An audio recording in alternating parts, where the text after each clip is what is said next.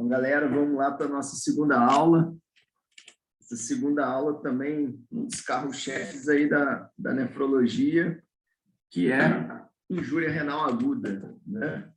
Um tema aí muito importante para, principalmente, quem curte aí o hospital, né? Mas a maioria de vocês vai trabalhar também na emergência, bem frequente também injúria renal aguda aí no cenário da emergência, tá certo? O áudio e o vídeo tá legal? Como que estão aí?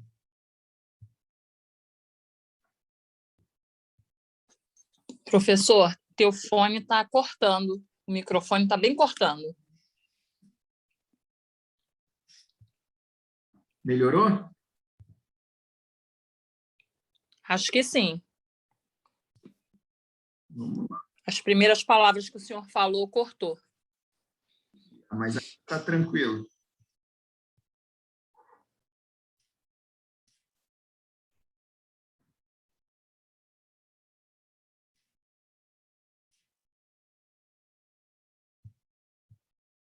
Acho que é a internet só, professor, mas agora tá tranquilo. Beleza.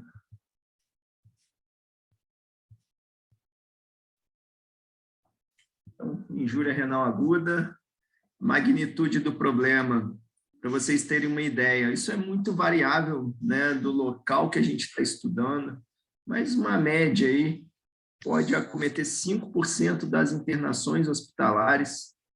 Se a gente for pegar uma UTI, cerca de 30% dos pacientes de uma UTI fazem injúria renal aguda, né, de forma mais severa. Isso também vai mudar muito de acordo com como que é essa UTI, se é uma UTI cirúrgica, se é uma UTI clínica, né, qual o grau de complexidade dessa UTI, né, e quais os critérios que a gente está utilizando para falar, definir injúria renal aguda, né, mas numa média geral também, cerca de 30% de uma UTI, né, faz injúria renal mais severa, pegando a média e um balanço. Esse é um estudo clássico chamado BEST, um estudo prospectivo observacional de 30 mil internações em UTI, em que injúria renal aguda, né, aqui nesse caso, pegaram os casos bem severos já de injúria renal aguda, definido por diurese menor que 200 ml em 12 horas ou uma ureia maior que 180, né? Por essa definição, isso não é definição atual de injúria renal aguda, tá? Mas nesse estudo eles fizeram essa definição, ou seja, esses pacientes já estavam bem graves. Por essa definição, a incidência de injúria renal aguda era 5,7%. A maioria desses pacientes com essa definição já precisou de terapia renal substitutiva, a maioria das vezes hemodiálise. E a mortalidade hospitalar em torno de 60%. Então, vocês já peguem aí que pacientes que fazem injúria renal aguda são pacientes mais graves, né, com prognóstico aí mais reservado. Lógico que isso tudo também tem uma série de fatores, o que levou a essa injúria renal aguda, qual a doença de base. Então, uma grande mensagem é, já, muitas vezes pedem parecer para a nefrologia, solicito avaliação à nefrologia, porque a creatinina está 2, a creatinina está 3. Não é assim que a gente pede avaliação creatinina 2, creatinina 3, né? A creatinina, a injúria renal, na maioria das vezes, a injúria renal aguda não é causa. Ela é o quê? Consequência do problema subjacente do paciente. Então, o paciente está com 2, está com 3 de creatinina, mas por quê? Porque ele é um paciente que está com sepse, porque é um paciente que está com insuficiência cardíaca descompensada, se é um paciente cirrótico que está internando com descompensação da cirrose, uma intercorrência clínica da cirrose, certo? Então, grave injúria renal aguda é consequência na maioria das vezes. Como que a gente define hoje em dia a injúria renal aguda? Nós temos critérios bem definidos, tá? Que eu já nem falo mais do RIFE, do AKIM, porque a gente tem que saber o que vale, né? É a regra do jogo atual. Então, o atual que vale é o critério pelo CADIGO, né? Que são as diretrizes aí internacionais de nefrologia, né? Esse guideline já não está mais tão novo, é de 2012, talvez em breve já vamos ter uma atualização, mas ainda assim é ele que ainda está valendo, onde injúria renal aguda é definida por qualquer um desses três aqui. Primeiro, o aumento da creatinina em 0,3 em termos absolutos dentro de 48 horas. Então, se um paciente tem 1 de creatinina, ter 1,3 já define que ele tem injúria renal aguda. Se é um paciente que tem 0,5 de creatinina no estado basal, ter 0,8 já é injúria renal aguda, tá certo? Ou, percebam que é ou, não é e. Só ter um desses daqui, você já engloba ele como injúria renal aguda. Aumento da creatinina em 1,5 vezes basal, que ocorreu ou presumivelmente ocorreu dentro dos últimos 7 dias. Bom, então, se é um paciente que tem 0,5 de creatinina, chegar a 0,75, que é 1,5 vezes 0,5, ou, por exemplo, se algum paciente é desnutrido, um cirrótico desnutrido, que o basal dele é 0,4 de creatinina, ter 0,6, 1,5 basal, isso já é injúria renal aguda, certo? Obviamente que se o paciente tem uma creatinina basal lá de 1 para cima, normalmente, né, o fator 0,3 em termos absolutos chega na frente do 1,5 vezes. Tá? Débito urinário menor que meio ml quilo-hora por 6 horas. Esse paciente, às vezes, não tem nem elevação de creatinina ainda, mas o fato de ter oligúria por esse critério aqui já define o nosso paciente como portador de injúria renal aguda.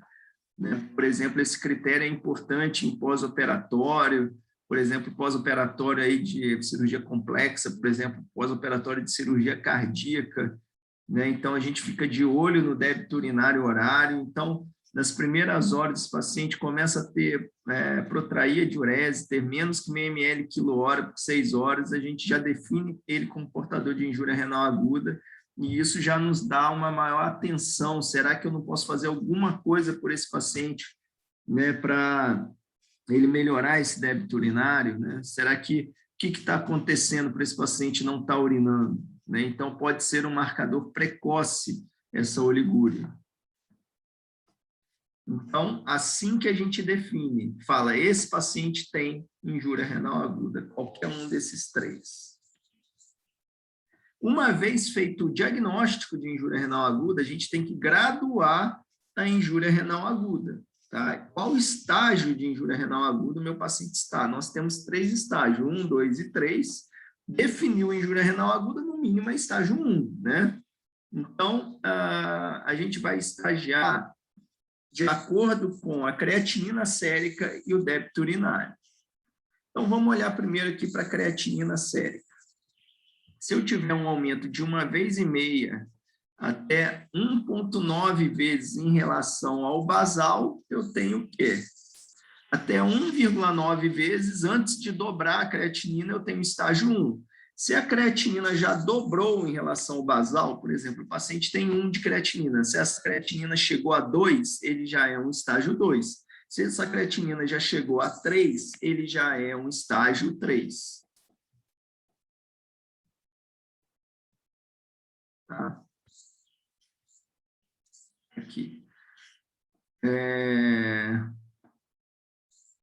Ou aumento da creatinina acima de 4, já é considerado, se o paciente não dialisa, né?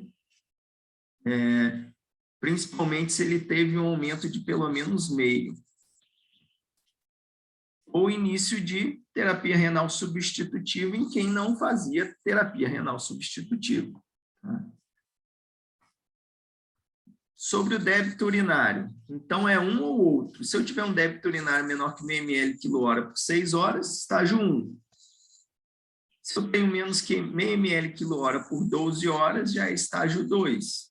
Se eu tenho menos que 0,3 ml quilo-hora por 24 horas ou anúria por 12 horas, já é estágio 3. Aí você vai me falar, professor, e se eu tiver um paciente que está com estágio 2 de pelo critério da creatinina, ele tem uma creatinina basal de 1, e ele está com 2,3, por exemplo, eu englobaria aqui no estágio 2, mas só que se eu estou vendo o débito urinário, ele não urinou nada, né, nas últimas 24 horas. Ele urinou, sei lá, 50 ml nas últimas 24 horas. Então, aqui englobaria no estágio 3. E aí? Então, ele tem estágio 2 ou estágio 3? Então, sempre vale o quê? O pior. Se ele é 3 na diurese, se ele é 2 na creatinina, ele é um estágio 3. O inverso também é verdadeiro. Por exemplo, tem drogas que levam a injúria renal aguda e não levam a oligúria. Isso é comum em, por exemplo, lesão por anfotericina B, por aminoglicosídeo, né? Então, o paciente está urinando 2.000, 3.000 dias, mas só está piorando a creatinina. Então, por critério de débito urinário, ele não tem nada. Mas, por critério creatinina, ele tem injúria renal aguda. Tá certo?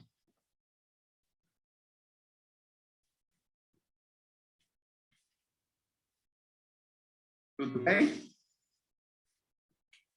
Então, ó, primeiro, nós vamos o quê? Definir. Como que a gente define? Por esses critérios aqui, ó. Definição é uma coisa, não misture uma coisa com outra. Uma vez definido, aí sim a gente vem estagiar o paciente, tá certo? Alguma dúvida? Professor, Oi. no estágio 3 ali, você falou assim, aumento de meio, mas não tem escrito aumento de meio ali no estágio 3, isso que eu não entendi.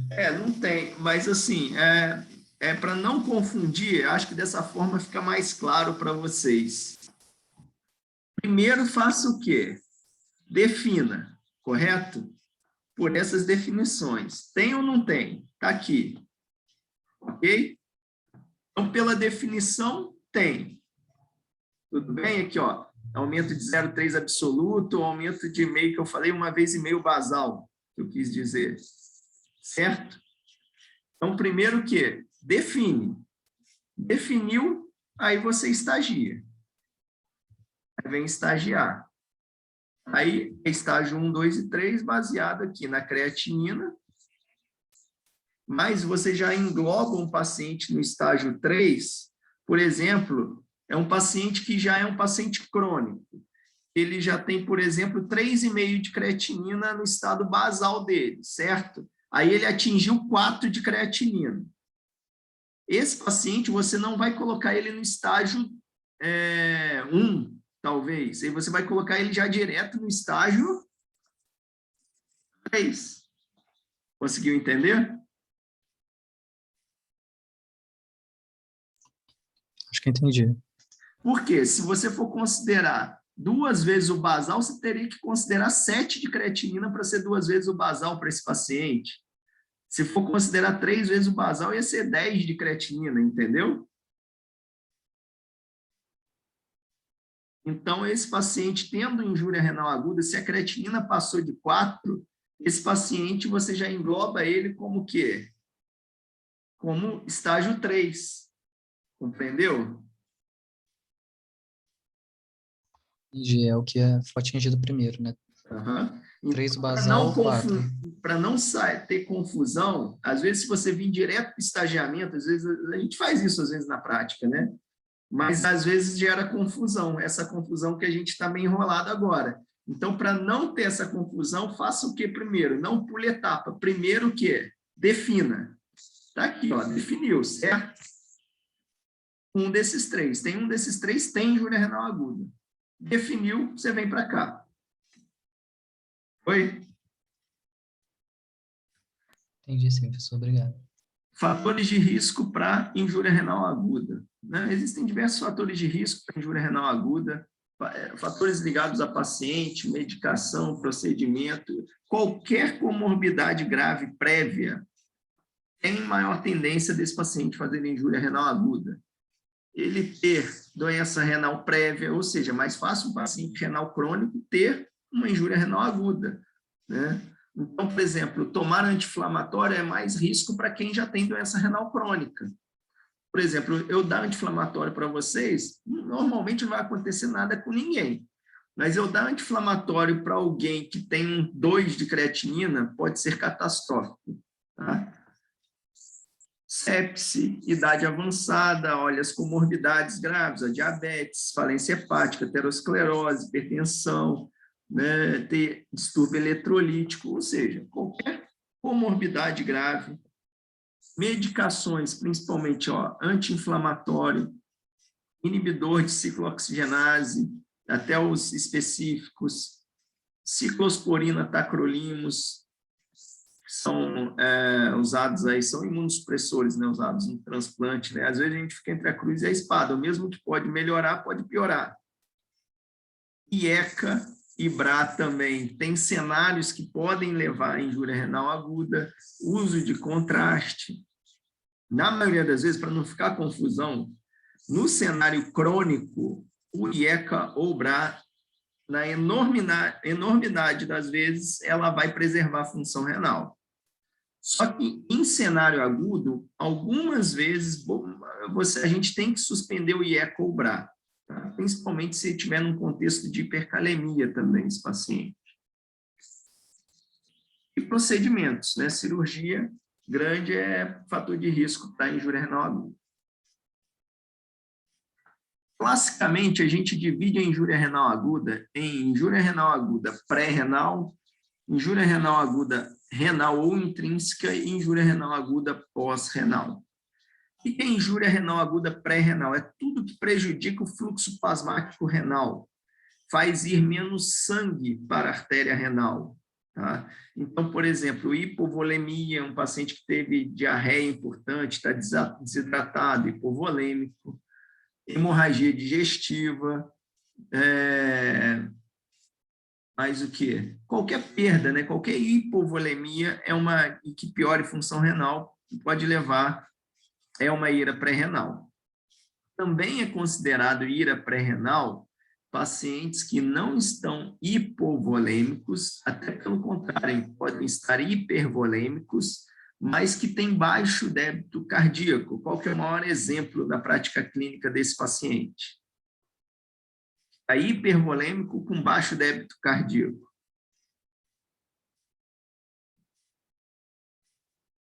Insuficiência cardíaca, né? Isso aí, maravilha, insuficiência cardíaca, o protótipo aí da ira pré-renal relativa, não absoluta, né? Relativa, né? Porque ele está com baixo fluxo para frente, baixo débito cardíaco, mas ele, na verdade, é um doente edemaciado, hipervolêmico. Ira pós-renal é tudo que obstrui lá a drenagem, né, da urina, tudo que obstrui ali da pelve renal para baixo. Né? Então, um cálculo no ureter, hiperplasia de próstata, bloqueando ali a uretra prostática e levando a bexigoma e levando a hidronefrose bilateral, câncer de colo de útero, né, em mulher, fazendo a chegada do ureter ser obstruído na bexiga e aí levando a hidronefrose bilateral também. Então, tudo que impede o escoamento da urina é ira pós-renal. Tá? E ira intrínseca, aí é um mundo, né? Ira intrínseca é aquela coisa, não é pré-renal, não é pós-renal. Quando vocês têm um paciente com injúria renal aguda, o que eu falo? Tirando a emergência dialítica, né? Que aí a gente tem que idealizar mesmo a emergência dialítica. Às vezes, né, parece que cria um bloqueio mental das pessoas ter uma creatinina elevada. Por exemplo, você está de plantão na emergência, vem a creatinina de 2,5, eu sabia tratar até antes do exame chegar, não sei se vocês já viram isso, mas a creatinina veio 2,5, 3, eu já não sei tratar mais. Sabe qual que é o segredo que eu falo para os residentes, para a galera recém-formada, quando tem um 2, 2,5 de creatinina, que dá um entrave mental na cabeça? Fala assim, esquece que tem 2,5, 3 de creatinina. Foque na doença de base. Porque se você focar na doença de base, essa creatinina vai aumentar. Vai aumentar não, vai melhorar. Vai melhorar a função renal. Por exemplo, se é um paciente que chegou com hemorragia digestiva, está com 2 de creatinina, está hipovolêmico, dá um raio do volume para ele, dá sangue para ele, dá concentrado de hemácia. Vai melhorar a hemodinâmica, vai melhorar o fluxo plasmático renal, vai baixar a creatinina. Se é um paciente que está com insuficiência cardíaca descompensada, aquele padrão quente e úmido, hipertenso, hipoxêmico, congesto, trata o raio da insuficiência cardíaca. Dá diurético vasodilatador para esse paciente, vai ter uma tendência de quê? Ficar menos hipervolêmico, melhorar a contração cardíaca, melhorar a congestão pulmonar, congestão venosa, melhorar a função renal. O paciente está o quê? Com hiperplasia de próstata com bexigoma, passa a sonda e desobstrui, né? Ah, mas e se eu fizer as coisas e não melhorar? Aí eu sinto muito, né? Aí se não melhorar, eu passo o cateter de dialise. Aí eu vou ter que mesmo passar o cateter para dialisar, mas enfim, até chegar nessa etapa, né, a maioria dos pacientes, se bem conduzido, consegue reverter a injúria renal aguda. Então, pensa lá, pegou a paciente com creatinina aumentada, é pré-renal? Tem hipovolemia? Tem insuficiência cardíaca para tratar? Tem, trata. Não tem, vai lá para... É pós-renal? Passou lá o point of care, ultrassom. Tem hidronefrose? Se tem, pós-renal. Se não tem, não é pós-renal. Se não é pré-renal, não é pós-renal, é ira intrínseca. É ira intrínseca secundária a quê? Ah, se meu paciente está séptico, é ira secundária sepse. Se meu paciente usou um nefrotóxico que gera necrose tubular aguda, tem grande chance de ser necrose tubular aguda, tá? Então, é assim que rola o raciocínio clínico, né, com injúria renal aguda. O diagnóstico diferencial de ira renal é amplo, né? O que é o dia a dia da injúria renal aguda intrínseca nossa? Né? Então, que vai ser o dia a dia de vocês como médicos emergencistas, e é o meu dia a dia indo responder parecer para vocês. O nosso dia a dia de ira intrínseca é sepse e nefrotóxico. Esse é o nosso dia a dia. Tá? Usou uma medicação que levou anti-inflamatório, está com infecção e precisa usar um antibiótico que é nefrotóxico e vem piorando a função renal, ou é um paciente que fez muito exame contrastado, é um paciente que está com síndrome coronariana aguda e fez cateterismo, angioplastia, enfim, esse é o cenário. Bom, é lógico que existe nefrite, vasculite, mas isso é exceção, tá? Isso não é o carro-chefe da injúria renal aguda. Não sei se é bom ou ruim, né? Mas, mais uma vez, né, eu falei com vocês na aula anterior de síndrome nefrítica, né? Doença glomerular não é o ganha-pão, não é o dia a dia do nefrologista, né? Mas na prova de residência é para vocês, tá? Então, tem que lembrar de glomerulopatia, de vasculite, de glomerulonefrite quando você está de cara de um paciente com injúria renal aguda. Quando que você vai lembrar desse paciente que pode ser uma vasculite ou uma glomerulonefrite? Nesse paciente que está piorando função renal. Fala aí para mim, vocês acham que tem condição de saber já. Qual que é a dica? O que vai estar aparecendo aí para você suspeitar de uma nefrite como causa de injúria renal aguda? Fala aí para mim. Hematúria, isso aí. Hematúria glomerular, uma hematúria dismórfica chamando atenção, e mais um dado, o que vem junto com hematúria? Edema pode estar no contexto da injúria renal aguda de várias causas, hipertensão também. Eu estou falando que direciona para glomerulonefrite. A outra no EAS também, hematúria e o quê?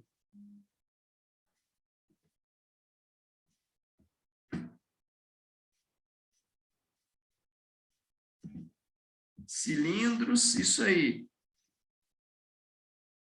Oligúria pode, qualquer injúria renal aguda pode levar a oligúria.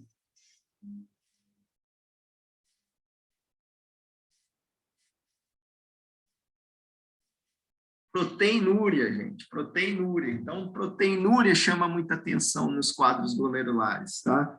Mesmo nos quadros não nefróticos, síndrome nefrítica, também proteinúria chama atenção. Essas outras causas, NTA, anemia, não costuma ter proteinúria muito importante. É meia a uma cruz de proteinúria. Começou a ter 2, 3 cruzes de proteinúria num paciente que não tinha suspeite de glomerulopatia, tá?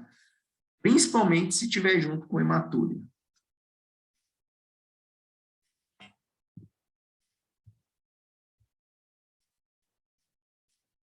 aqui as poucas causas que existem, né, de injúria renal aguda, e olha que aqui nem estão todas, né, para vocês terem uma ideia, como assim, né, a gente tem que andar aí por vários cenários aí, a gente tem interface, né, acho que talvez o grande legal da nefrologia, eu até os internos, quando vocês chegam no internato, que vocês conseguem ver como que a nefrologia vê muita clínica médica, né, eu aqui dando aula para vocês, assim, não parece tanto, mas a gente acaba fazendo interface com várias especialidades, né? Essa semana passada eu dei aula para vocês de hipertensão, nefroesclerose benigna e hipertensão acelerada, né? Essa semana chegou um paciente urêmico com hipertensão acelerada maligna no pronto-socorro, foi direto dialisar, está no CTI. Graças a Deus, a gente já está dando alta hoje para a enfermaria. Esse paciente, provavelmente, ele já é renal crônico, já tem uma disfunção renal prévia, mas ele acelerou a hipertensão, chegou numa emergência hipertensiva aqui. Ele estava com quase 300 de pressão sistólica. E para vocês verem uma coisa legal, ó, esse paciente tinha... Eu vou mandar, eu acho que eu tenho aqui, eu vou mandar no grupo depois, vou mandar no grupo que os representantes estão, os representantes joguem aí no grupo de vocês, eu tenho a lâmina desse paciente. Esse paciente chegou muito hipertenso, tendendo a ter uma plaqueta mais baixa, urêmico, a gente dialisou esse paciente, né, com cuidado também de não baixar a pressão muito, porque esse paciente chegou com iminência de encefalopatia hipertensiva, não pode baixar muito rápido a pressão. A gente fez uma lâmina nesse paciente, tinha LDH aumentado, esse paciente tinha esquizócito na lâmina, de esfregaço de sangue periférico. Esquizócito significa que tem o quê? Fala aí para mim, vocês que estão tendo hemato. Hemato também é outra cadeira muito bacana, hein? Esquizócito é o quê? O que significa ter esquizócito?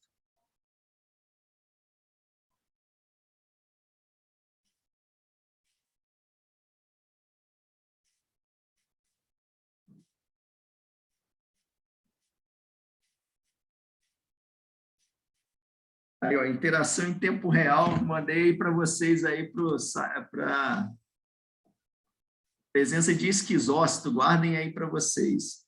Esquizócitos na lâmina, agora eu estou falando de esfregaço de sangue periférico, tá? Esquizócito é igual a ter microangiopatia, anemia hemolítica microangiopática. Não sei se vocês lembram, né? Quando vocês estudam esquizócito, anemia hemolítica microangiopática, vai muito na cabeça de vocês CHU-IPTT, síndrome hemolítica urêmica e púrpura trombocitopênica trombótica. Mas diversas causas também podem levar à microangiopatia trombótica. Uma delas é a hipertensão maligna acelerada maligna. Tá? Até o professor de vocês, da Hemato, Thiago, ajudou a gente nesse caso também, né? A impressão dele também é que essa microangiopatia é secundária à hipertensão acelerada.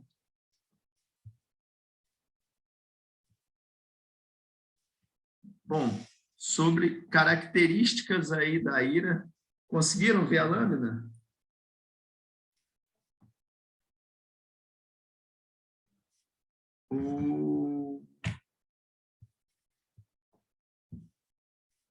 Olha esse capacete aí na lâmina que eu mandei para vocês. Isso daí é um esquizócito, tá?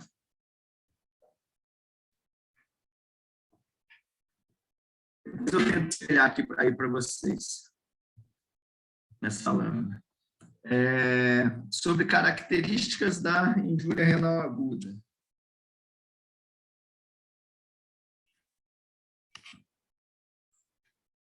Essa é uma outra pergunta frequente que cai. Qual que é a IRA mais comum? Tá? Sempre tem essa questão em prova de residência. Então, olha aqui que estatisticamente o mais comum, se a gente for contar todos os cenários, é pré-renal, é o mais comum. Tá? Se a gente for contar só o cenário amarelo intra-hospitalar, o mais comum é IRA intrínseca, tá? o mais comum é a ira intrínseca. Aqui, ó, não, na verdade, o hospitalar está em rosa e o amarelo que está é o cenário pré-hospitalar, né? Mais uma vez, vamos lá. Se a pergunta vier para vocês assim, qual a causa mais comum de injúria renal aguda? Vocês vão falar o quê? Que o mais comum é pré-renal, tá? Pré-renal é o mais comum, se não estiver especificando um local para vocês da ira. Já, se tiver especificando que é uma ira hospitalar, aí a ira mais comum não é a pré-renal, é a ira intrínseca. Também pense aí comigo, né? Se a gente estiver dentro do hospital e forem pedir parecer para a gente de um quadro de injúria renal aguda, você encontrar que nesse hospital pedem parecer porque a maioria é pré-renal, algo de errado não está certo nesse hospital, né? Os pacientes estão ficando hipovolêmicos. Então, na maioria dos hospitais aí terciários, a ira mais comum dentro do hospital é a ira intrínseca. Tá? Entenderam?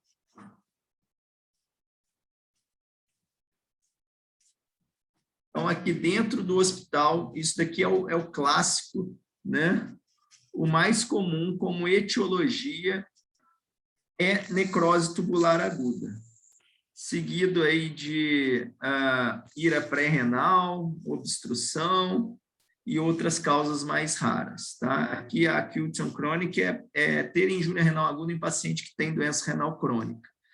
Mas esse slide aqui, apesar de ainda cair em prova, hoje em dia é altamente questionável, porque deveria ter uma fatia grande aqui como causa de injúria renal aguda. Com qual causa? Alguém sabe? Eu já falei hoje.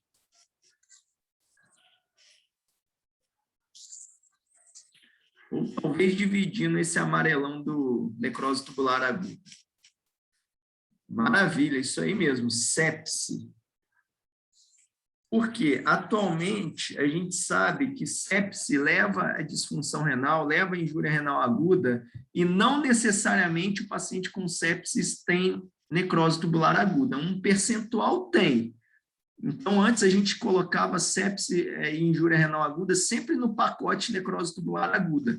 Mas hoje a gente sabe que uma parte dos pacientes com sepse faz necrose tubular aguda e talvez uma parcela ainda maior não faz necrose tubular aguda e tem injúria renal aguda pela sepse.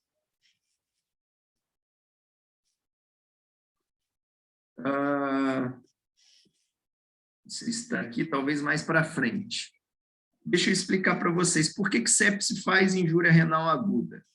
Imaginem um cenário em que a gente tem um paciente grave com sepse infectado, né, de certa forma o fluxo plasmático renal já está prejudicado. E aí, o que era o ideal do glomérulo desse paciente fazer, desse néfron fazer? Como o fluxo já está mais baixo, o ideal era ele fazer o quê? Fazer uma vasoconstrição na arteríola eferente e fazer uma vasodilatação da arteríola aferente, fazendo o quê? Aumentar o quê? A pressão intraglomerular dentro do glomérulo. Aumentando a pressão dentro do glomérulo, faria o quê? Aumentaria a filtração glomerular. E adivinha o que acontece na sepse com as citocinas da sepse? O que vocês acham? Ocorre justamente o contrário. A gente tem uma vasoconstrição da arteríola aferente e uma vasodilatação da arteríola eferente. Então, não entra quase nada no glomérulo, na sepse. E do que entra, sai quase tudo, ou seja, não é filtrado quase nada. Então, esse é o cenário de ter injúria renal aguda em paciente com sepse e sem ter histopatologia. Se biopsiar esse doente, o rim dele é normal. Tá?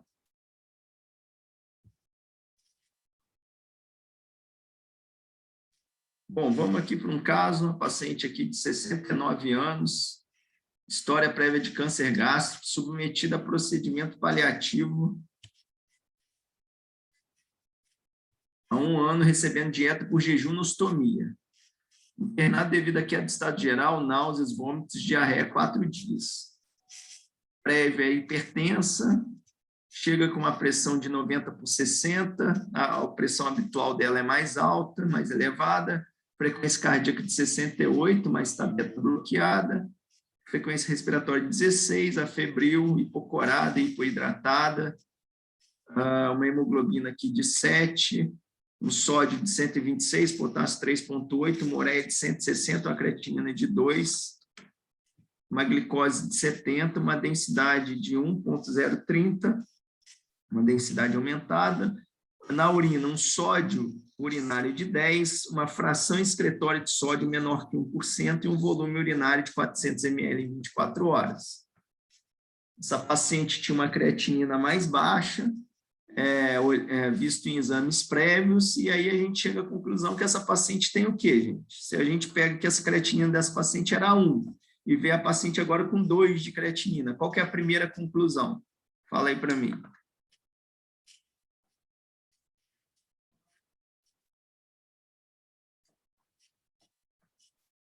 Primeira conclusão é que essa paciente tem injúria renal aguda, isso aí. Então, lembra que eu falei para vocês, eu sabia tratar paciente, agora tem 2 de creatinina, já não sei tratar. Então, eu defino injúria renal aguda, mas, assim, de certa forma, até esquece que é injúria renal aguda. Por quê? O tratar essa paciente é tratar o quê? Tratar o que está acontecendo com ela, não é isso? Então, a paciente que está chegando hipovolêmica, hipoidratada, né? Vocês acham que vocês têm que fazer o quê com essa paciente?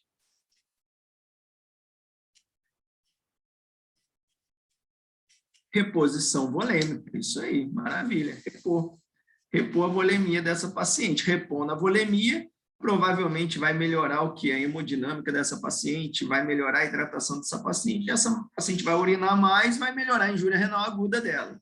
Né? Mas então vocês já viram que essa paciente tem uma injúria renal aguda, o quê? Pré-renal, renal ou pós-renal?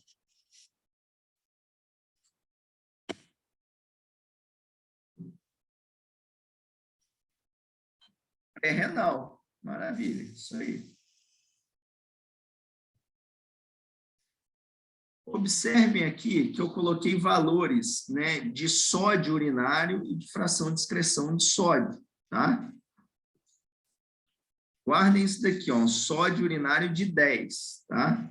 Fração de excreção de sódio menor que 1%. Isso é um sódio urinário na urina baixo e uma fração de excreção de sódio baixo também.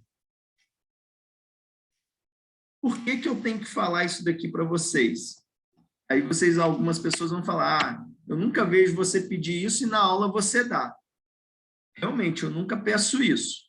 Você pode ir nos melhores serviços aí de nefro ou de assistência hospitalar, em contexto de injúria renal aguda, você não vai encontrar nenhum profissional pedindo isso. Mas por que eu tenho que colocar aqui? Fala aí para mim.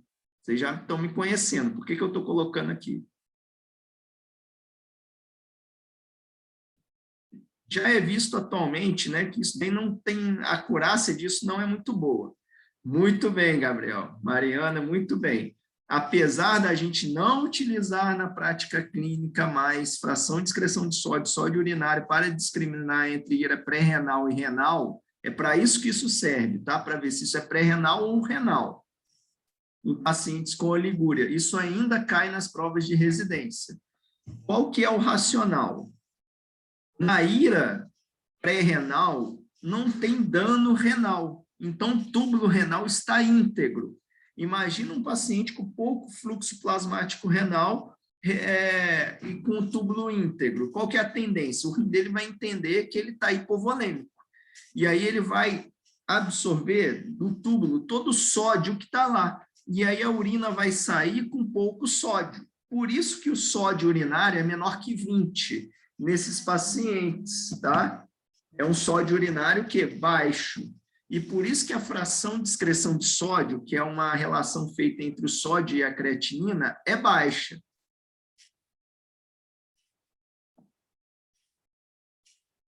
Vocês estão me escutando? Como é que está o áudio e o vídeo? Tem gente... Professor, tem como repetir novamente? Eu acho que deu uma travada. Ah, tá. Aonde que deu o corte aí?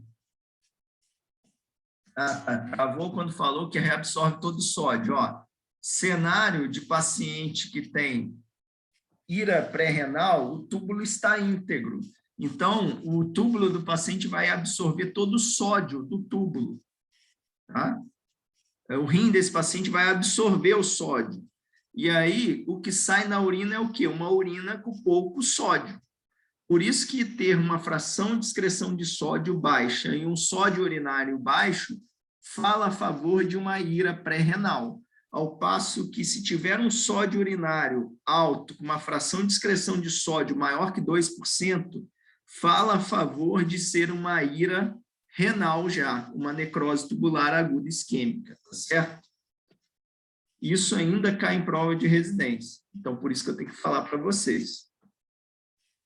A outra coisa que cai em prova de residência também, a gente utiliza em partes na prática clínica, por quê? Ocorre, mas isso é uma verdade absoluta? Não. É o tal da desproporção ureia-creatinina.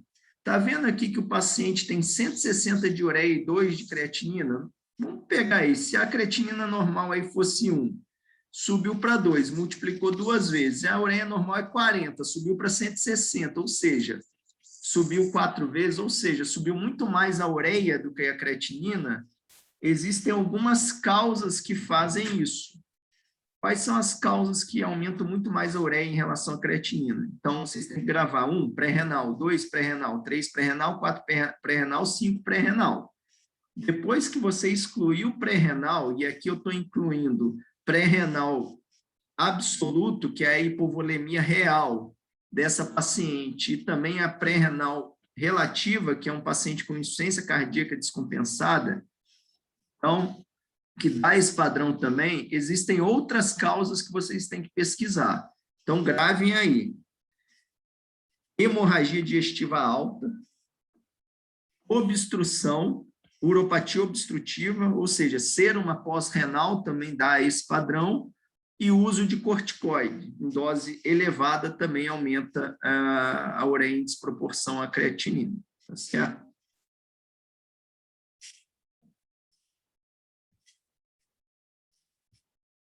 Aqui os valores, né, de FeNA, de fração de excreção de sódio e de sódio urinário, quando baixos, falam a favor de uma ira pré-renal, e quando elevados, falam a favor de uma ira renal.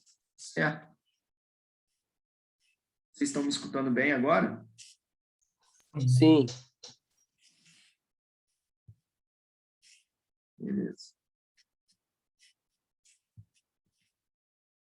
Então, está aqui, ó, nasotemia pré-renal, função tubular normal, aumento da reabsorção de sódio e água, autorregulação, ocorre uma vasodilatação aferente, vasoconstrição aferente, e, consequentemente, a urina que sai é uma urina concentrada, com uma osmolaridade elevada, com uma densidade elevada, mas com sódio urinário o quê? Baixo.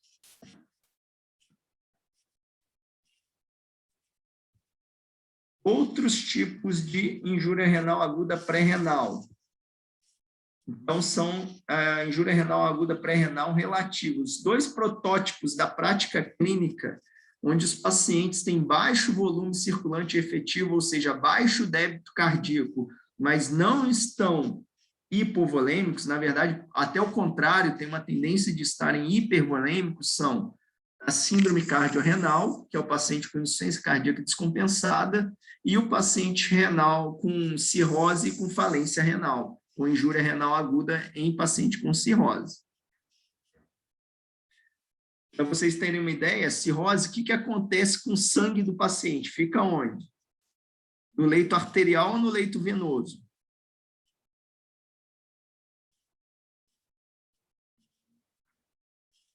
Tem uma vasodilatação, né? Isso aí, fica no leito venoso.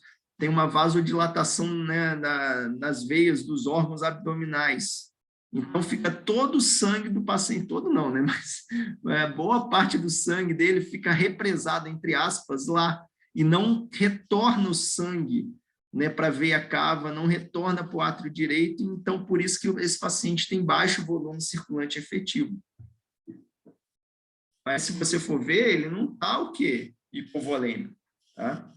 É um cenário semelhante também. A fisiopatologia da síndrome cardiorrenal. Esse é um artigo interessante, posso até passar para vocês depois.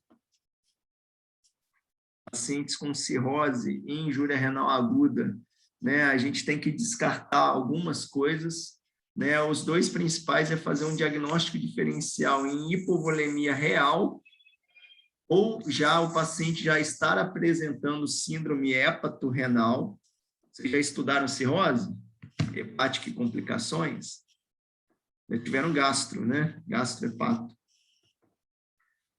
Uma das complicações lá que vocês vão estudar em cirrose hepática é o quê? A síndrome hepatorrenal.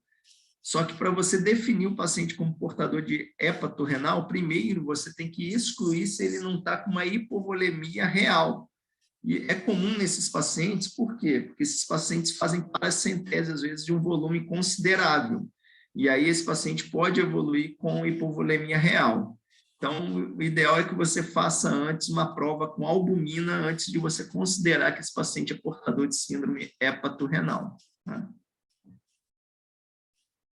Mas aqui, isso daqui é um dia inteiro, uma tarde inteira para a gente discutir esse paciente com injúria renal aguda e cirrose hepática também.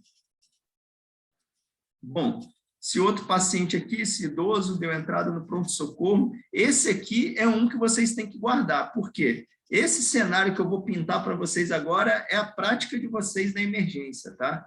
É o dia a dia, é o arroz com feijão da emergência. É um idoso chegando com o quê? Com desconforto abdominal, aumento de creatinina, ou seja, com injúria renal e com oligúria ou anúria. O que você tem que descartar nesse paciente?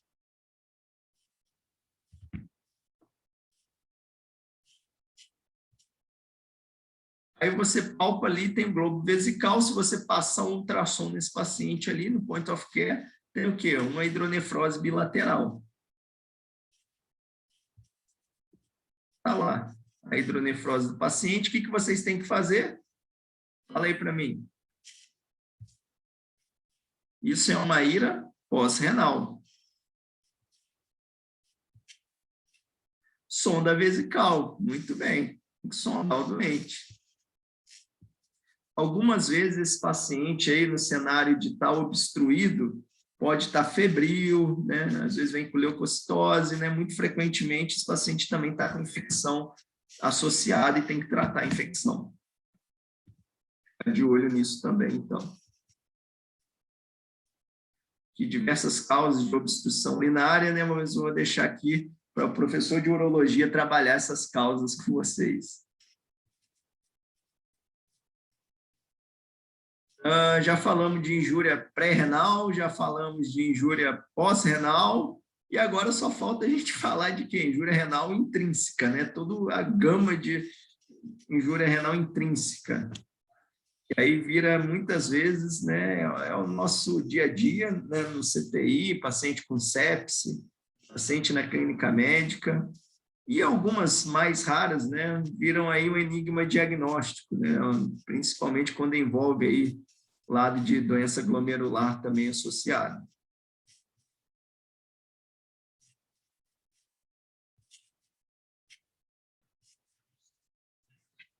O carro-chefe de doença renal intrínseca, né, de injúria renal aguda renal, né, eu já falei de sepse, é um dos carros-chefes no hospital. O outro carro-chefe é necrose tubular aguda.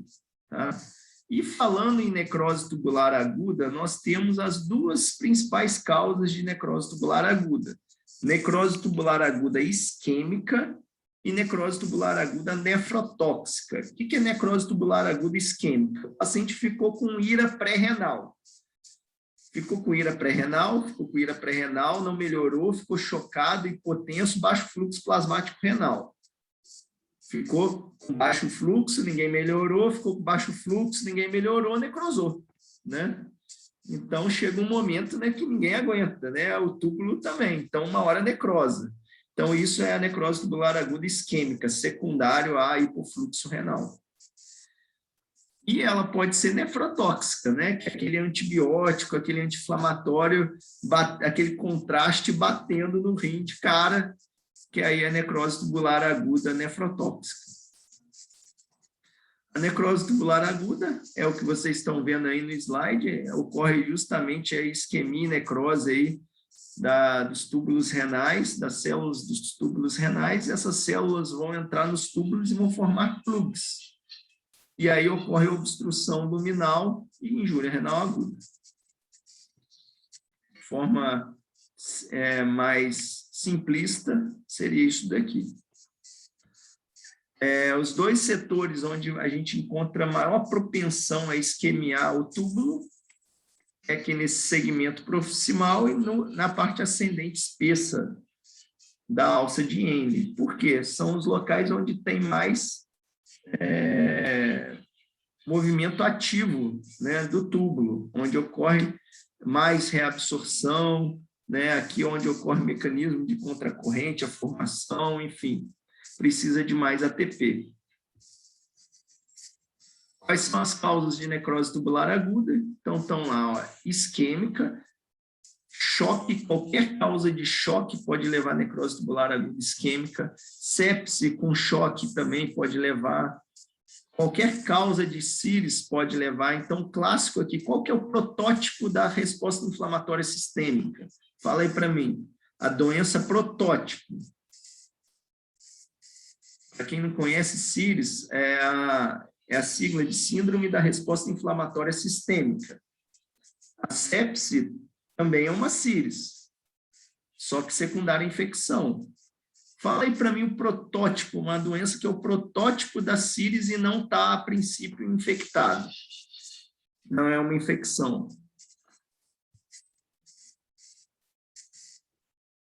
É uma doença pode cursar de forma grave, é um paciente, sei lá, um paciente de 40, 50 anos, chegando no pronto-socorro, com dor abdominal há 2 dias, uma dor abdominal que inicialmente foi mais fraca, mas que intensificou ontem, hoje é uma dor abdominal importante na região epigástrica. Aí você examina o doente, está hipotenso, taquicárdico, olha a esclera desse doente, está um pouquinho amarela. Qual é essa doença, gente? Pancreatite aguda. Isso aí. Pancreatite aguda é o protótipo da resposta inflamatória sistêmica, né? A gente vê os doentes ficando muito graves com pancreatite aguda. Alguns pacientes, né? Rabdomiólise também pode levar a necrose tubular aguda, e hemólise com hemoglobinúria também pode levar a necrose tubular aguda. Quais são as drogas que mais constantemente levam a necrose tubular aguda? Quais que vocês têm que guardar? Aminoglicosídeo, anfotericina B e contraste iodado. Nesse paciente que a gente estava internado conosco há pouco tempo, né, com calazar, ele usou anfotericina B e desenvolveu injúria renal aguda, provavelmente, né, com algum grau de necrose tubular aguda. A necrose tubular aguda nefrotóxica, boa parte das vezes é não oligúrica. E o potássio, muitas vezes, é o quê? Normal ou até baixo.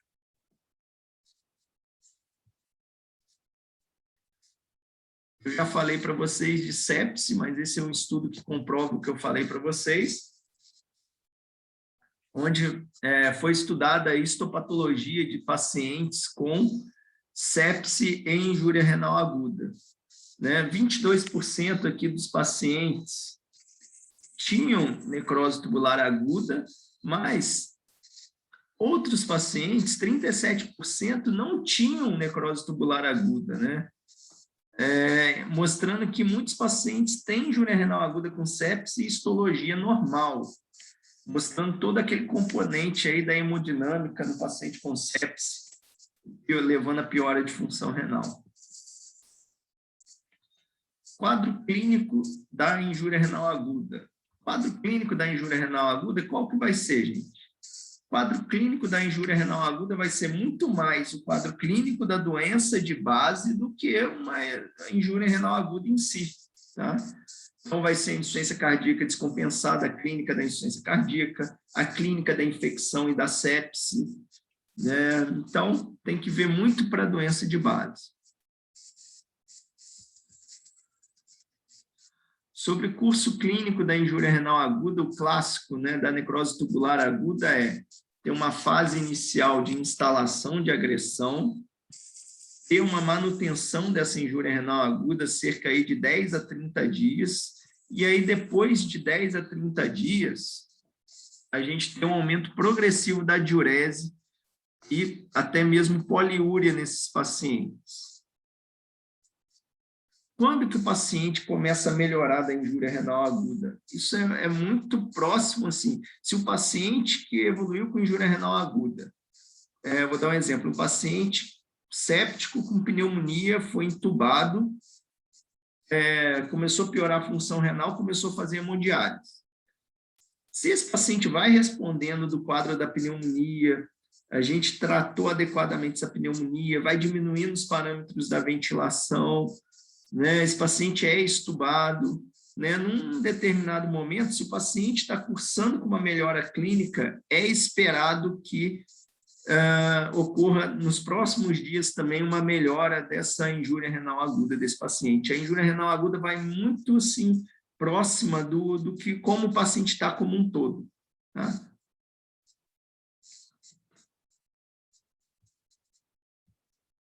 Quais são os marcadores clássicos da função renal na injúria renal aguda? Bom, eles não são marcadores ideais, eles têm limitações, né?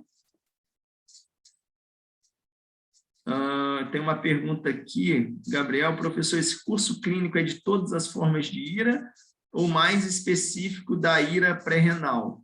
Ela é mais, esse curso aqui que eu coloquei, dessa história natural aqui, ela é mais comum na injúria renal aguda de necrose tubular aguda isquêmica. Tá? Então, uma das que são injúria renal aguda isquêmica é a injúria renal aguda pré-renal que evoluiu com necrose tubular aguda. Tá? A IRA pré-renal, quando não evoluiu para a injúria renal aguda, ela é uma melhora rápida. Por exemplo, se você pegou um paciente hoje com 3 de creatinina no pronto-socorro, você viu que o exame dele prévio era 1 de creatinina, e ele está hipovolêmico, né? E aí você começa a ressuscitar esse paciente, melhorar a volemia desse paciente, a pressão aumenta, ele começa a urinar. Se tinha um componente prioritariamente pré-renal, ainda não desenvolveu necrose tubular aguda, é de se esperar que a melhora dessa creatinina e da diurese seja rápida.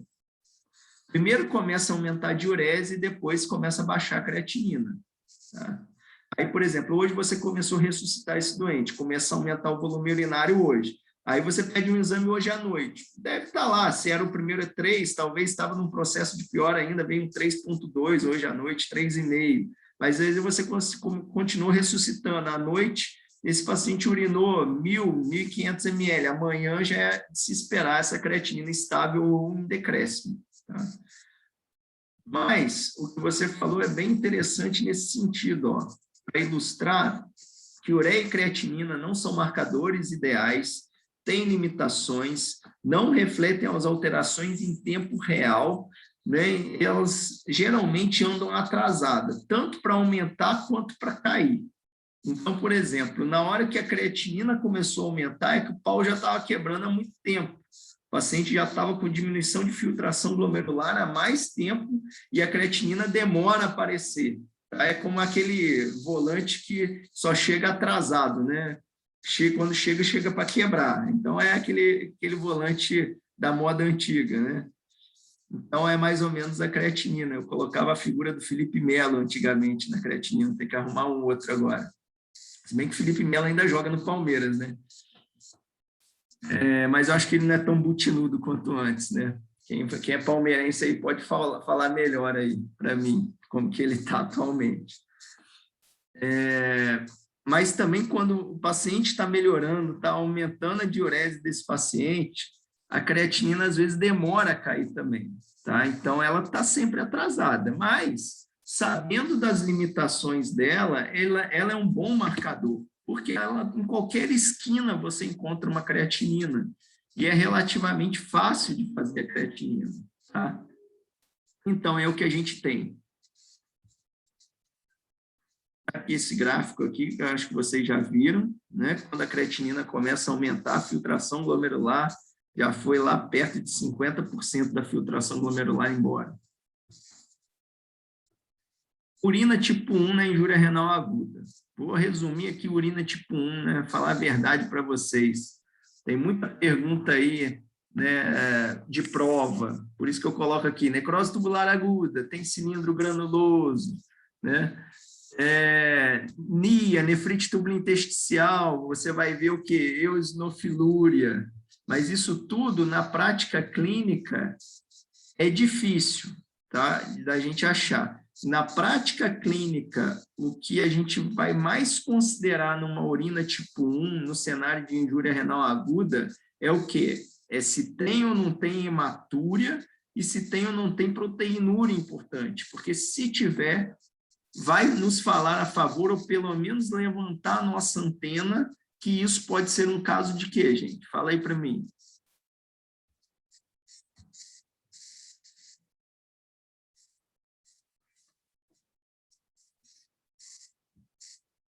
Síndrome nefrítica, isso aí, glomerulopatia. Voltando aqui na pergunta anterior, então, ó, é bem prática essa pergunta. Professor, se fizer reposição e a creatinina não diminuir em 24 horas, então devo suspeitar que não é pré-renal? Eu não posso falar que 100% isso, mas isso é um bom racional, tá? Porque, assim, se um quadro pré-renal exclusivo, se você melhorou a volemia desse doente, melhorou a hemodinâmica, melhorou a pressão, a melhora é rápida. Pode a creatinina não diminuir no outro dia, mas pelo menos a oligúria que o paciente estava, no outro dia ele já não está oligúrico, e se no outro dia a creatinina não diminuiu, à noite ou no outro dia vai diminuir, entendeu? Você tem que olhar, assim, mais do que um exame só, você tem que olhar a tendência dos exames. Por isso que eu gosto muito daquelas folhas de espelho, não sei se vocês já viram, em que tem a data aqui em cima, ó, tem a data, e aí tem aqui ureia, creatinina e as várias datas, né, dos exames. Mais do que olhar um exame só pontualmente, olhe a tendência dos exames do paciente. Tá? Mas isso que você falou tem sua suspeita correta, sim. Por quê? Porque pré-renal normalmente é rápido, né? Normalmente a gente consegue corrigir rápido, quando é exclusivo pré-renal. Muito bom. Sobre índices de função tubular na IRA, mais uma vez repetindo, a gente não faz isso na prática clínica, mas na prática de fazer prova de residência, vocês têm que saber que cai muito. Quando que vocês vão fazer isso? Então, é indicado para quem? Qualquer IRA não, tem que ser IRA com oligúria.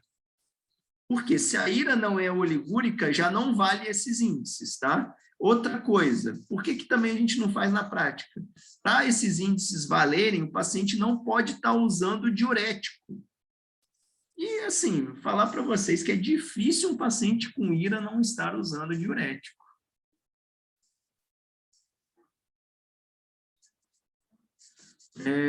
Então, isso torna isso daí um pouco difícil, tá? Usar na prática clínica. Mas vocês têm que saber que o pré-renal, o quê? A fração de excreção de sódio é baixo, sódio urinário é baixo. NTA, fração de excreção de sódio é alto, normalmente maior que 2. Sódio urinário é alto. Tá? Imagem renal na injúria renal aguda. O que a gente espera numa imagem renal na injúria renal aguda? A gente espera o quê? A gente espera uma imagem muito próxima do normal que o paciente tem. Aqui, 2 adendos importantes. Fala aí para mim, vocês já podem me falar. Quando que é muito importante a imagem renal na IRA? Em qual etiologia de IRA a imagem te define bastante? Fala aí.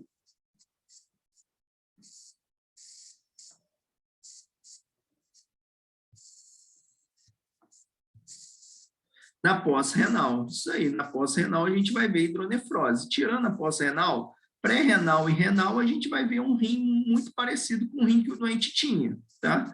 Então, se o paciente tinha um rim normal, a gente vai ver um rim normal.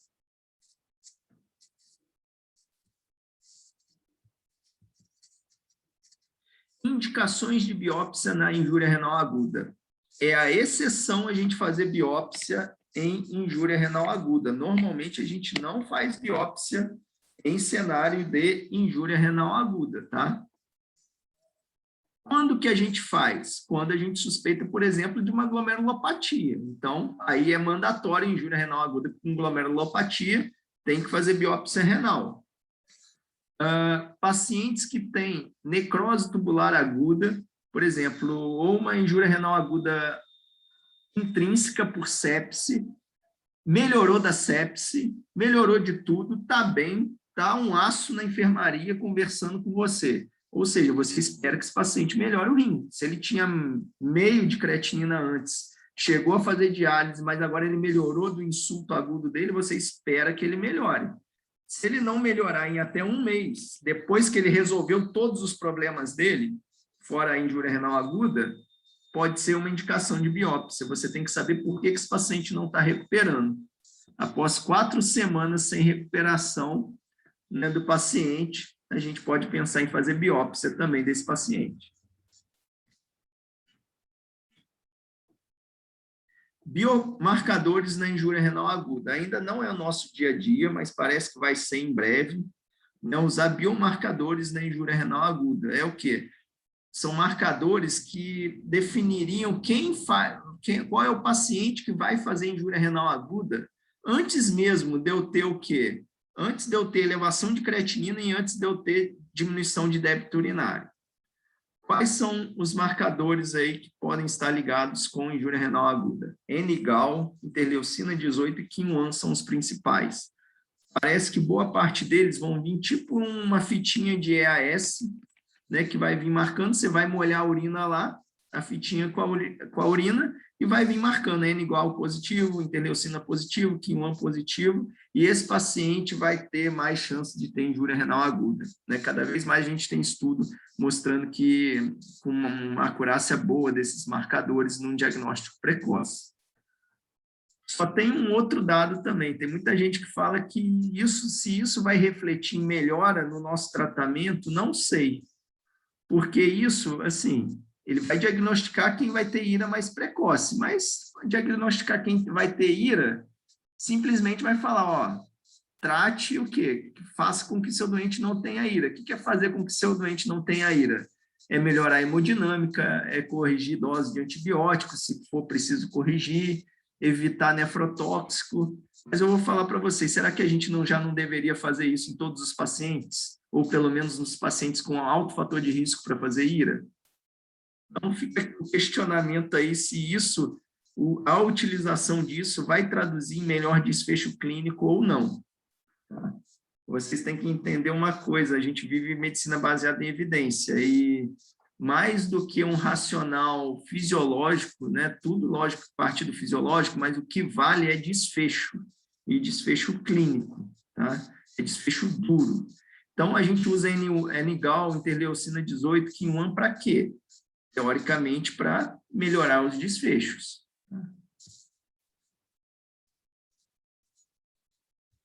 E aqui para mostrar para vocês que a gente tem que fazer uma correta história clínica, um correto exame físico, fazer os testes laboratoriais e colocar numa ordem cronológica aí dos eventos para a gente fazer um correto diagnóstico da IRA e um correto diagnóstico etiológico e assim dar um melhor tratamento para o nosso paciente. Daqui é um paciente de 56 anos, hipertenso, diabético, que ele foi internado há cerca de 1 mês atrás para fazer um procedimento de arteriografia. Tá? por causa de doença arterial periférica. Certo? Ele tinha uma creatinina anterior de 1,5, e ele chega na emergência em edema agudo de pulmão com uma creatinina de 11, ureia de 256. Obviamente que a primeira coisa no paciente chegando com edema agudo de pulmão, uma creatinina de 11, um potássio de 7, a primeira coisa que a gente vai fazer é o quê, gente? Esse paciente tem emergência dialítica? Com certeza. Esse paciente tem emergência dialítica. Então, a primeira coisa que a gente vai fazer é enfiar um catéter nele e dialisar, tirar ele da emergência. Mas uma vez feito isso, a gente tem que pensar, senão a gente não resolve o problema do doente. E aí, frente a um paciente, nesse cenário, que fez um procedimento aí de arteriografia, né, quais são as hipóteses diagnósticas da IRA desse paciente? Ele tinha TRC? Tinha IRA? Esse paciente, vocês vão ver, vou adiantar aqui, porque vocês vão ter aula de doença renal crônica semana que vem, com a Ana Paula. Ele tinha critério de doença renal crônica, só que em cima da doença renal crônica, com certeza ele fez o quê? Uma injúria renal aguda. E aí, sobre a injúria renal aguda, a gente tem que saber o quê? O diagnóstico etiológico. IRA é diagnóstico sindrômico. Então, a etiologia, alguém sabe? Poderia citar etiologias para esse paciente? Por que ele evoluiu com injúria renal aguda?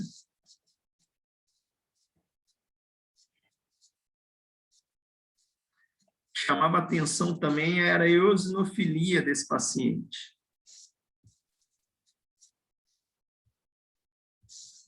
Ó, então, renal crônico, hipertenso, diabético, fez arteriografia 1 mês, então usou contraste, fez procedimento invasivo, pode ter usado outras drogas, nefrotóxicos, com anemia, com síndrome urêmica e eosinofilia. Não posso deixar de pensar em nefropatia por contraste, mas normalmente contraste costuma acontecer a injúria renal aguda muito perto de quando faz o contraste, né? Até 48 horas costuma ser injúria renal aguda da nefropatia por contraste. Uma etiologia provável para esse paciente é ateroembolia por colesterol. Então, esse paciente sofreu manipulação da aorta. Então, pacientes com manipulação da aorta, ele fez uma arteriografia, né? Então, esse paciente tem maior chance de fazer o quê? De deslocar êmbolos mesmo de colesterol das placas de aterosclerose desse paciente. E ir parar onde? No rim dele, fazer injúria renal aguda, no pé. Estão vendo essas lesões? Ó? São lesões típicas aí de ateroembolia por colesterol. E uma outra hipótese seria nefrite tubulointersticial por algum fármaco, devido à eosinofilia. Daqui a pouco eu vou falar um pouco mais sobre nefrite tubulointersticial para vocês. E acabou que esse paciente tinha o quê? Uma placa de colesterol. Isso daqui é um fundo de olho mostrando a placa de Hollenhorst, que é uma placa de colesterol que você vê lá na arteríola, lá na retina. Fechando o diagnóstico de quê? Ateroembolia por colesterol. Prognóstico de ateroembolia por colesterol não é muito bom, tá? Bom, agora eu vou falar para vocês sobre um pouquinho sobre as principais etiologias de IRA intrínseca. Tudo bem até aqui? Querem fazer alguma pergunta? Já estão quase me expulsando aqui do centro de estudos, mas tudo bem.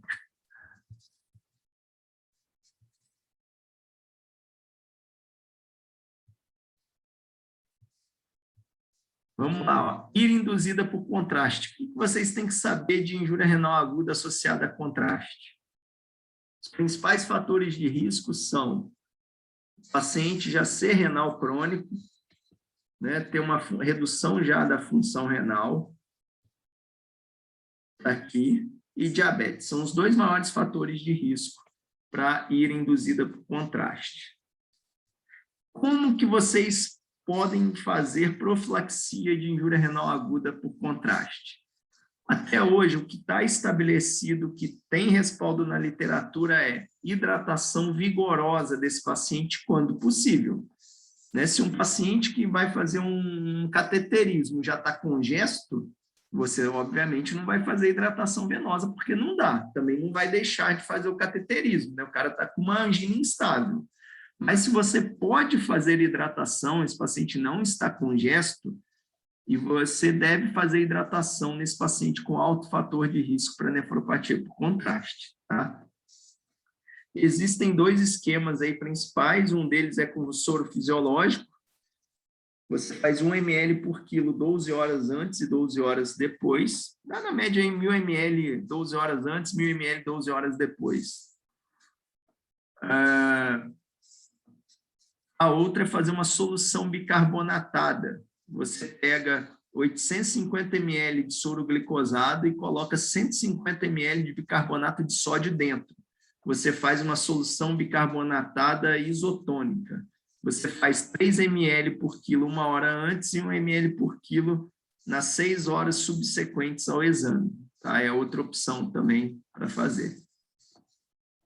Então, o que vocês têm que saber? Profilaxia de ira induzida por contraste, a principal coisa a fazer é hidratação venosa. Isso que vocês têm que saber sobre nefropatia por contraste. Nefrite tubulointesticial. É uma causa de injúria renal aguda, provavelmente muito subdiagnosticada, até mesmo porque as pessoas ficam esperando o quadro clínico clássico, em que em literatura antes falava que só 40% a 50% fazia o quadro clínico clássico, mas eu já vi estudo mais recente falando que quadro clínico clássico é em torno aí de 10% a 20% só de NIA. Então, você tem que ter alta suspeição clínica de NIA, tá? De nefrite intersticial aguda.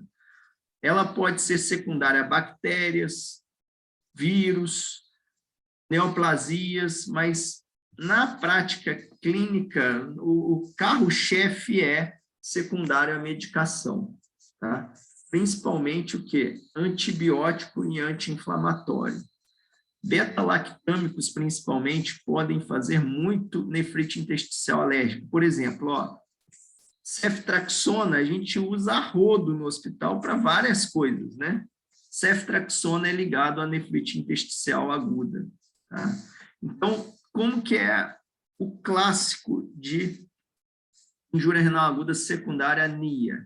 É um paciente que vai piorando função renal e desenvolve rache cutâneo e eosinofilia, e na urina, se você fizer um EAS, você veria eosinófilo na urina. Essa vai ser a questão da sua prova de residência, que você raramente vai ver na sua vida prática, tá? Porque na sua vida prática raramente vai ocorrer rache cutâneo, talvez só 20% dos casos.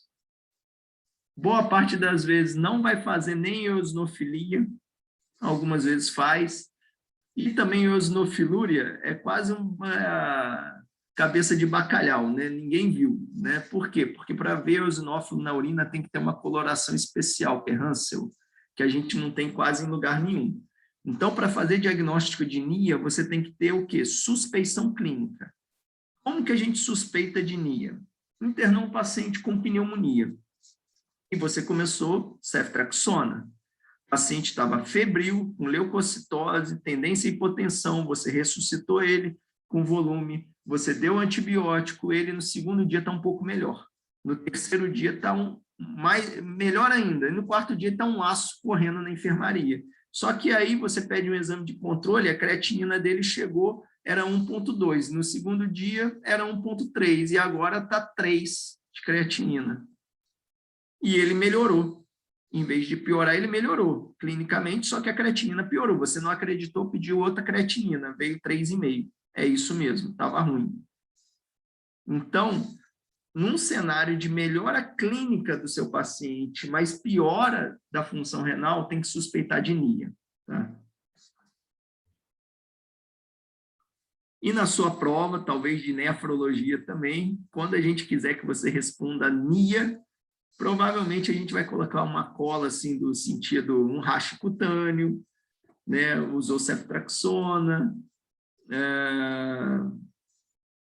talvez uma eosinofilia, 20% de eosinófilo, 15%. Não, 20% de eosinófilo, se eu colocar na prova, é quase uma cola, né?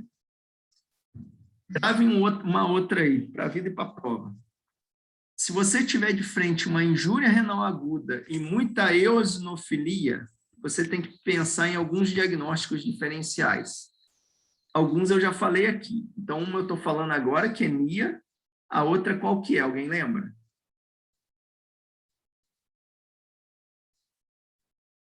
Lembra aí, NIA, arterioembolia por colesterol e uma vasculite. Qual vasculite? Churg-Strauss. Lembra dessas três. IRA com eosinofilia.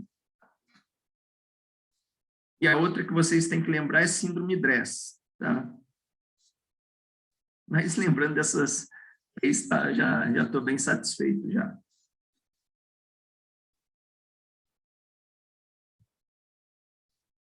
Então, vamos lá. Ó. IRA e eosinofilia. Vocês vão lembrar de NIA, vocês vão lembrar de arterioembolia, vocês vão lembrar de Churg-Strauss e vocês vão lembrar de DRESS síndrome. DRESS síndrome é uma farmacodermia. Né? Diversas drogas podem dar uma resposta exacerbada eosinofílica, em que você vai ter disfunção de órgãos quando você tem essa disfunção, não só do rim, mas como de outros órgãos. Por isso que chama uma síndrome DRESS, não é só injúria renal aguda. Pode levar a disfunção hepática, pode levar a infiltrado pulmonar, disfunção pulmonar, pode levar a cardite, enfim. Chega a ser meio catastrófico essas DRESS síndrome. A gente já teve, acho que, uns 2 casos dessa DRESS aqui.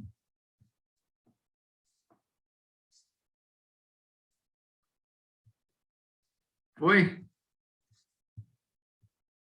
Isso é nefrite intersticial aguda, tá? Injúria renal aguda isquêmica normotensiva. O que é isso? É aquele paciente que sempre tem o seu 19 de pressão em casa, não trata pressão, chega, interna e você controla a pressão desse raio desse indivíduo para 12/8 de pressão da noite para o dia, do dia para a noite.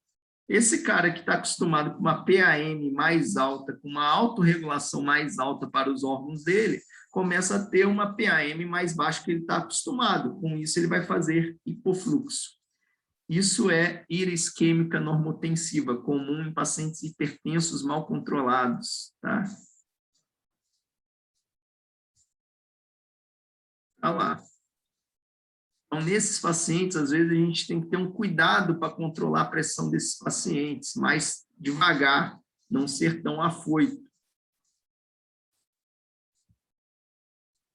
Aqui estão os fatores de risco. Rabdomiólise, uma causa aí de necrose tubular aguda, né? Uma causa de injúria renal aguda. Quando que a gente vai pensar em... Quando que a gente vai pensar em rabdomiólise? Então, quando o paciente tiver uma causa de rabdomiólise e tiver o quê? CPK elevado. Trauma, exercício extenuante, algumas infecções, mas de droga. O que vocês têm que lembrar de droga? Estatina, fibrato, né? Hipolipemiantes, álcool, heroína e cocaína. Tá? Tem que lembrar disso no cenário de rabdomiólise. Teve um interengue, né? Um interengue que um menino aí chegou com rabdomiólise.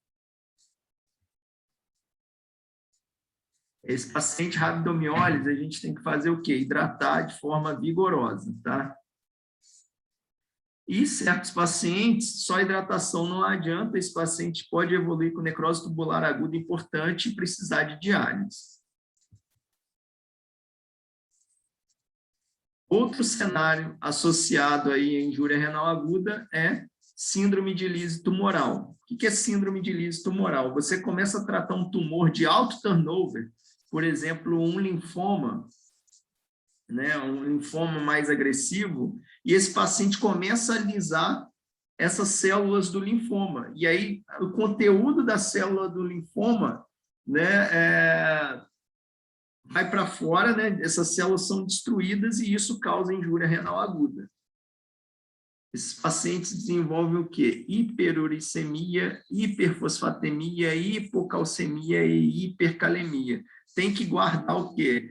O que causa nos eletrólitos. Isso é também definidor do diagnóstico também, assim como, né, esses distúrbios podem levar, por exemplo, hipercalemia grave. Pode levar a quê, gente?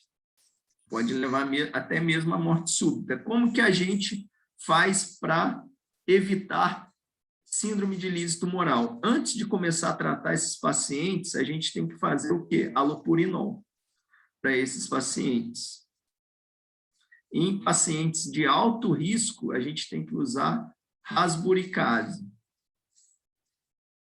Isso aqui vocês vão estudar também, provavelmente, na hematologia. Já chegaram a falar disso? Síndrome de lise tumoral? Vocês estão vendo como diversas doenças, né, cenários clínicos evoluem com injúria renal aguda, né? Tratar injúria renal aguda. Tratar injúria renal aguda é muito o quê? Tratar a doença de base. Fora isso, como que a gente trata injúria renal aguda? Descontinuando nefrotóxico, se possível. Se o paciente está hipovolêmico, dá volume. Se está hipervolêmico, tira o volume. Se o paciente está instável hemodinamicamente, entra droga vasoativa. Evitar hiperglicemia, então tratar hiperglicemia e tratar a doença de base. Se nada disso funciona para melhorar a função renal e só piora, o que a gente faz, gente? Diálise até o paciente recuperar, não tem jeito. Uma questão frequente é, está vendo lá urina, paciente oligúrico, a bolsa coletora de urina não tem urina. Aí você me pergunta, você dá soro ou dá diurético? E aí? Vou dar soro e diurético? Vou dar uma hidratadinha, uma lasicadinha? Eu vejo isso com uma certa frequência, mas isso é totalmente incondizente, gente. Se o paciente está hipovolêmico, o que vocês têm que dar? Soro. Se o paciente está hipervolêmico, vocês têm que dar o quê? Diurético. Então, não façam um link de soro e diurético com função renal. Façam um link de soro e diurético com o quê? Com a volemia. Tá? E aí vocês vão conseguir utilizar racionalmente o soro e o diurético. Quando que a gente vai dialisar os pacientes? Nas indicações clássicas. Hipercalemia refratária, hipervolemia refratária, encefalopatia urêmica, né, sangramento urêmico, pericardite urêmica, acidose metabólica grave. Um cenário comum no paciente crítico da terapia intensiva é controle metabólico da acidose metabólica ou controle da volemia. Se o paciente não consegue controlar a volemia dele de forma adequada na terapia intensiva, sem diálise, talvez seja o momento da gente pensar em começar a diálise. Tá? O cenário de começar a diálise em injúria renal aguda é um pouco mais antecipado em relação à doença renal crônica. Se a gente já sabe que ele vai piorar a função a ponto de ter uma emergência dialítica, o ideal é o quê? Eu não deixar esse paciente fazer o quê? A emergência dialítica. Resumindo para vocês, vamos lá, ó. O paciente está com injúria renal aguda. Como que eu trato? Se falta, coloca, né? Dá soro. Se sobra, tira. Se está hipervolêmico, dá diurético. Se está hipervolêmico, dando diurético, não está funcionando, aí tem que dobrar o diurético, associar diurético, restrição volêmica. Se está entupido, desentope. Né? Está lá obstruído, vai lá, passa a sonda. Mas se não falta, se não sobra, se não está entupido, e aí?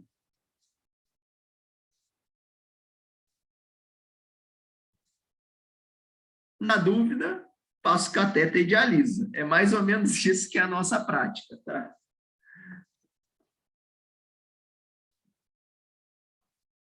Bom, aqui são as diretrizes do CADIGO de injúria renal aguda. No Harrison também está legal, injúria renal.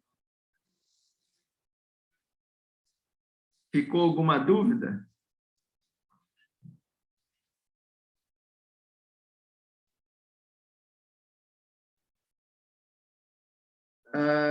O Gabriel perguntando se todas as indicações de diálise são mandatórias.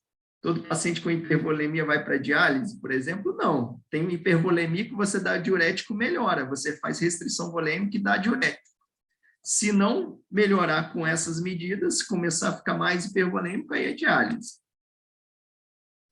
Beleza? Bom, então, coloquem aí a presença de vocês aí no chat. Vou deixar aí mais uns 2 minutinhos aí para vocês colocarem a presença. Valeu, hoje foi cansativo, né? Síndrome nefrítica e injúria renal aguda. Qualquer dúvida, pode mandar aí, tá? Um abraço.